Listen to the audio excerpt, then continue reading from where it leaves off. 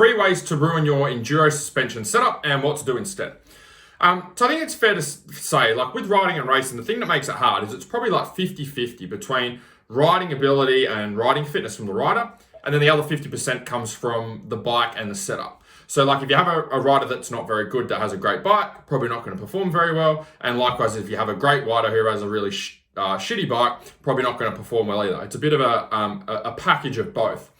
So when you don't have the right suspension setup or your bike's not performing how you want it to perform, first thing that happens is you lose confidence in the bike, right? It's not handling well, it's kicking up over bumps, it's very unpredictable.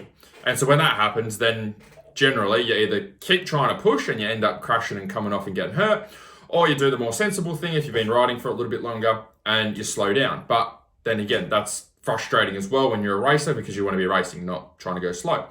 So what I'm going to do in this video is give you my top 3 things that will hold you back from getting a consistent suspension setup out on the bike.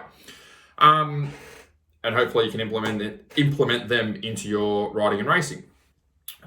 Overall, when we're looking at suspension setup, okay, I'm not a suspension guy, but from what I've seen, to be able to get the best suspension setup and to be able to test, you need to be able to have consistent conditions. Okay, and that's why you have different setups for hard pack, different setups for supercross, for enduro, for sand tracks, for rutted tracks, for flat tracks.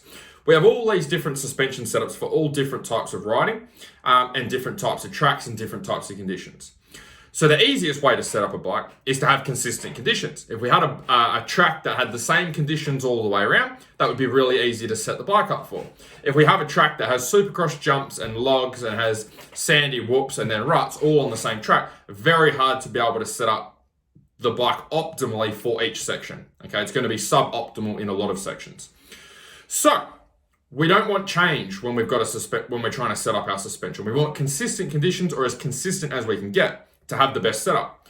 Now, one of the problems comes here is we can't control the track. If you're racing motocross, racing enduro, you can't change the track or change where you're riding and racing. It is what it is.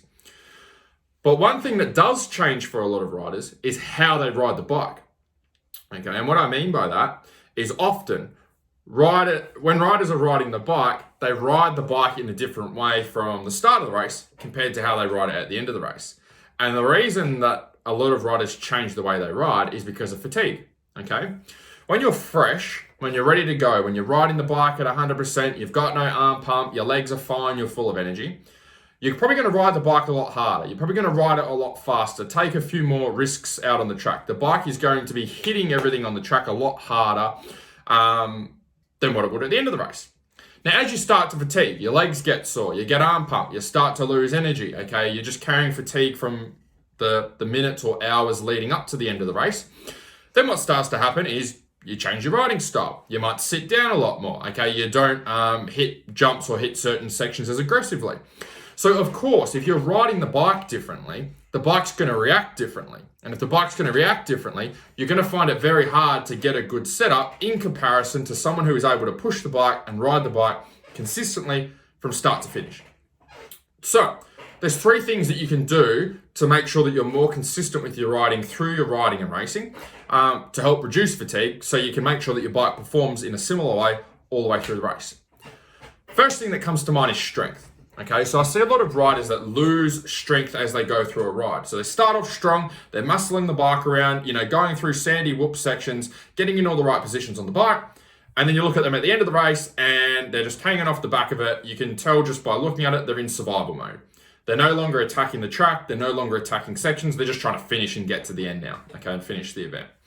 So one of the ways that you can help to stop that is by making sure that you've got enough strength or adequate strength.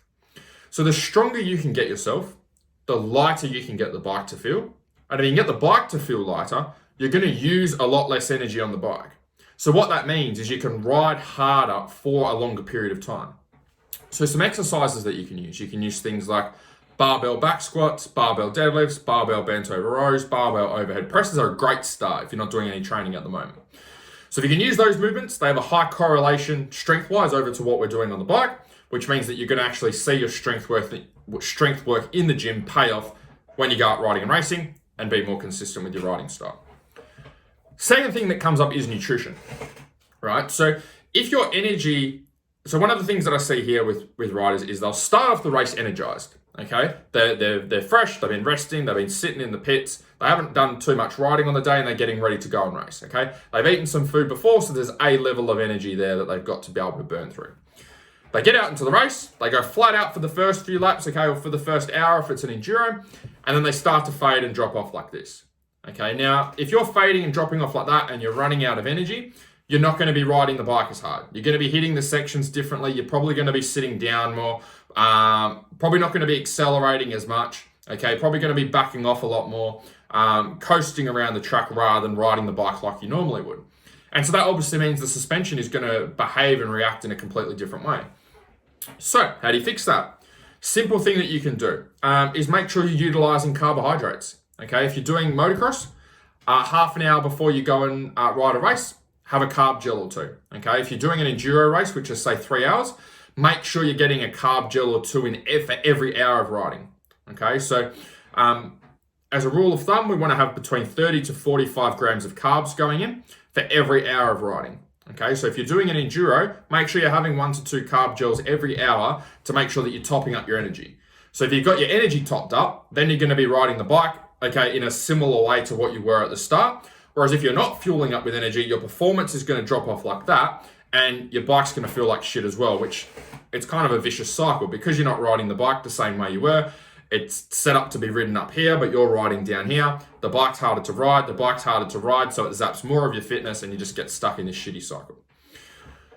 Third thing is cardio. Okay, so when you're doing a race, although you may be doing a 30-minute, let's say an enduro. Let's say you're doing like a 3-hour enduro, right? Although you're riding for 3 hours, it's made up of different intensities because there's parts of the track that require more effort than other parts of the track. Getting through a really, really tough hill climb is going to take a lot more effort than doing a little bit of single trail before you get to the next section, right?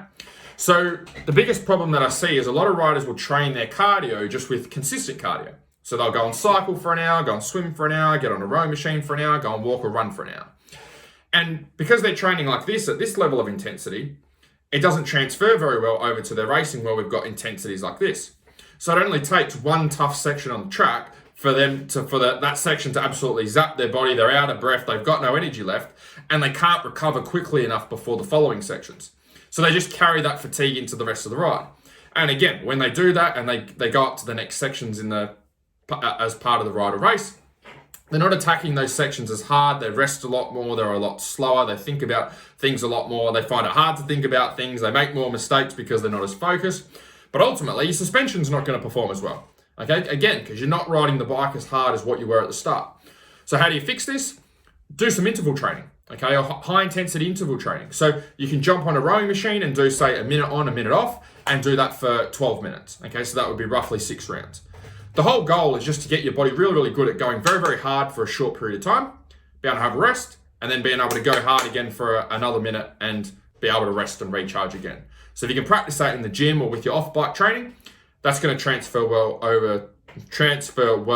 to your on-the-bike riding, and ultimately get you performing more consistently over a whole ride and over a whole race.